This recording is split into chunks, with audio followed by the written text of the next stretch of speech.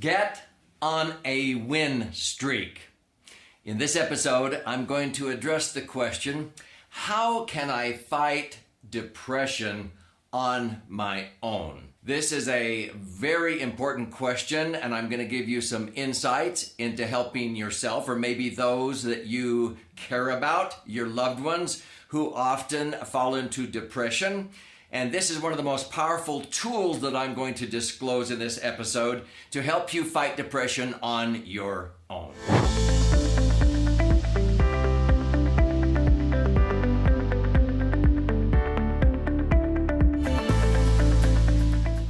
So my name's Doug Andrew, and I've actually been a financial strategist for more than 48 years now.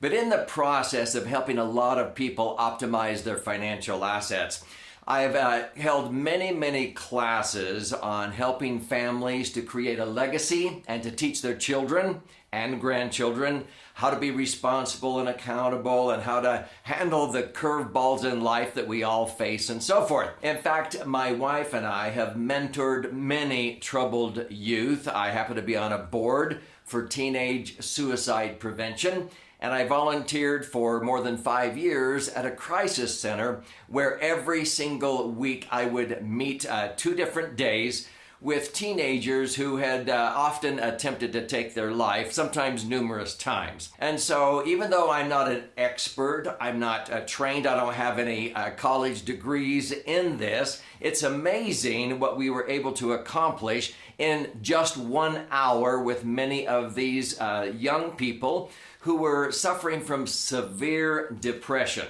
So get ready. Oftentimes we look to external stimuli to feel good about ourselves. And as you probably know, that usually wears off. Many times we find not just young people, but even adults, they think that happiness or contentment is going to come from accumulating things. And it doesn't matter how many things they get, they're still not happy. Some are more or less people worshipers. They sometimes latch on to movie stars, rock stars, or professional athletes or whatever. And oftentimes they are trying to live their life through other people. And this is where social media sometimes can paint a false image that everybody else's lives are incredible and everything goes right for them and nothing is going right for you. We also have others that are more or less thought worshipers, and they get caught up into, well, I'm dumb, I'm stupid, nothing ever turns out right for me, I've made too many mistakes, I can never be forgiven. And so I want you to rethink your thinking here, and I'm going to give you one of my favorite tools to help you fight depression. So I attribute this idea to my good friend, strategic coach Dan Sullivan. He has coached over 6,000 of the world's top entrepreneurs. And he shared this with me, and he actually created an app for an iPhone, a smartphone, devices, iPads, and so forth. But I've often done this exercise when I didn't have my phone with just a little note paper, a little black book. So let me preface this by asking, if you were going to create a game, would you want to invent or create a game where you were always losing? That wouldn't be fun, would it? And yet you wouldn't believe how many people actually set themselves up almost on a daily basis to be a loser in the game of life. How sad is that? So you want to be able to create a game where you can feel like you can win that game. So Dan Sullivan introduced to me years ago how to get on a win streak in life. And this is so simple and yet so profound. We divide time into just 2 big blocks, okay? Today, and we'll trademark that, okay? And then tomorrow.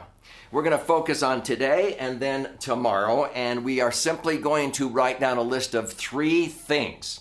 So as we set ourselves up to feel like we are winning the game of life instead of losing the game of life, it all happens up here. And so sometimes it takes a little while to get in the habit or to practice this, but I'm going to share with you, you do this with your children and grandchildren, you will notice within a month a change in what they begin to look for. So here's how getting on a win streak actually works. I will go throughout a day, and I usually have a triggering event that makes me remember to do this? For me, it's just before I get into bed. When I take my feet off the floor, that reminds me to think about and write down 3 wins for the day. Now, what's a win? It's something that went right. No matter how bad your day was, you're focusing on what went right, not what went wrong. So for example, I remember several years ago, I was working out with our trainer at 6 o'clock in the morning with my wife, and I was lifting one of those kettlebells. And there's an exercise we do to strengthen our legs to ski. We're skiers. And so you lift up the kettlebell, and as you lift it up with enough oomph, you let go of it, and you have to come underneath it and catch it, and you squat down. And this really strengthens your muscles in your legs and so forth.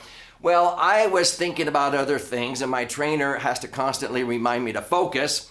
No, I was thinking about something else. I lifted up the kettlebell, and I came down so fast, I hit the kettlebell with my 2 front teeth, and they shattered. In fact, blood was spurting out. Everybody in the entire 5,000 square foot workout facility heard the kettlebell ring. Now, that was not a very good beginning of a day. But let me tell you what happened. I was able to get hold of my dentist, who lived an hour away, and he said, Doug, come down immediately. He put me in the chair first, and he says, if you would have been 20 minutes later, I would not have been able to have saved your tooth. We were able to do the root canal and so forth, and we were able to reconstruct, and I had a seminar that night I had to teach. He gave me some pain meds because it was throbbing, but my mouth looked perfect that evening, even though those 2 front teeth, one has been busted clear back into the jawbone, the other one had shattered, but he reconstructed them. So that night, what do you think I wrote down as a win? Okay, that I actually was able to find my dentist in town, and he put me in the chair first. We were able to do this a seminar. Everything went well. I was focusing on what went right, not what went wrong. So this is very powerful, no matter how your day may go. Sometimes my wife may call when we were raising our 6 children, and she said, Doug, I'm really busy. I'm conducting a meeting with a bunch of women right now, and our son just fell down. He needs stitches. Could you take him to the doctor? Now, I could choose to be upset because I have appointments or whatever, but no, I looked at the opportunity and took my son into the emergency room, and he was so brave that when he was done with about 17 stitches, he hugged the doctor's hand and said, thank you. And the doctor says, you're so brave. How come you're so brave? And he says, because my daddy's here with me. He's my hero. That was a win. See, I was looking at what went right instead of what went wrong and how I had to reschedule my day. So this is how you write down 3 wins for the day, and then I'm going to show you how you write down 3 wins for the next day. So here we go. Don't underestimate the power of this exercise. Sometimes it only takes me less than 1 minute to do this, but it makes all the difference in the world. I will write down on a sheet of paper or a notebook. See, I have some of these right here when I pass them out to my children and grandchildren. If you use the app on your phone, it's very easy. You just type them in with the keyboard on your smartphone or your iPad. So I'm going to use one from several years ago. I exercised and I ran 3 miles and I did 70 push-ups, okay? Now, that was back when I was working out a little bit more than I am right now. Number 2, I finished 4 chapters in my book, Entitlement Abolition. Okay, that was my 10th book, and I was able to finish 4 chapters that day. And also, it was our 16th grandchild's first birthday. See, that's just an example. Now, there could be many. Sometimes I'll write down 4 or 5, but I always write down 3, just the first 3 that come to my mind. It's not an order of priority. So far, so good. So you write down 3 wins, things that went right for the day. And then I think about the next day. What are 3 wins I would like to have tomorrow? And so I may write down that I'm going to exercise, I'm going to do cardio, and Vasper, that's a vascular machine that I use in order to help me stay in shape. And Biogenesis is some supplements that I take and so forth. Number 2 is date night with my wife Sherry at the cabin. Look forward to that date night. And number 3 is have an incredible audience at the LBC. That's Legacy by Choice event, which I love to teach legacy planning to families. So those were 3 wins I wanted for the next day. Now, what if the next evening comes and one of these didn't happen because something interrupted? I don't beat myself up saying, oh, golly, this day sucked. No. I write down 3 things that did go right. You're always focusing on wins, not losses. What went right, not what went wrong. Now, here's the magic. When you begin doing this, and you do this with your loved ones, your spouse, many times I'll turn over before I fall asleep and I'll say, honey, what were your 3 wins for the day? And she'll tell me, and I'll share what my 3 wins were. And it is one of the most awesome experiences, but you start doing this around the dinner table, or maybe you gather your children together for prayer at night or whatever. You're tucking them in bed.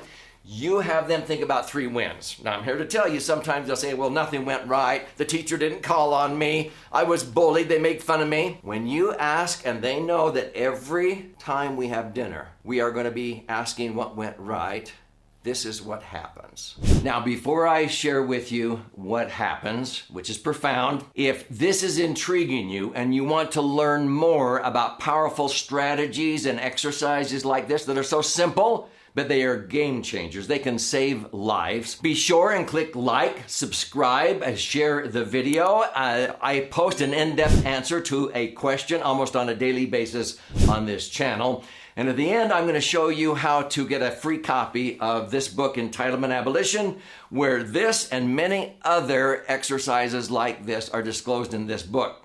You contribute a nominal amount towards the shipping and handling. I'll pay for the book and fire it out to you, okay? So here's what's profound.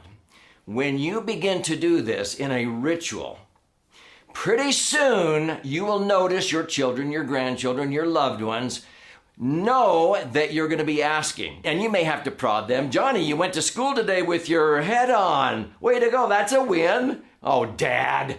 Pretty soon they start looking for things. Well, Mom and Dad, I saw a girl who moved in. She was all by herself, and I went over and had lunch with her. Was that a win? Way to go. That was a win. Pretty soon, they will start looking for 3 wins, and when they start looking for things that are going right instead of what's going wrong, what does that do? It releases endorphins here in the pituitary gland of your brain that will have those you love getting a natural feeling of being high on life instead of the artificial ones that wear off with addictions. And this is one of the most profound tools that I have ever used with youth who are suffering from depression. So if you would like a copy of this book, go to entitlementabolitionbook.com. It's a 200-page book. You contribute a nominal amount towards the shipping and handling. I'll cover the rest of that cost. Entitlementabolitionbook.com. Click on the link below,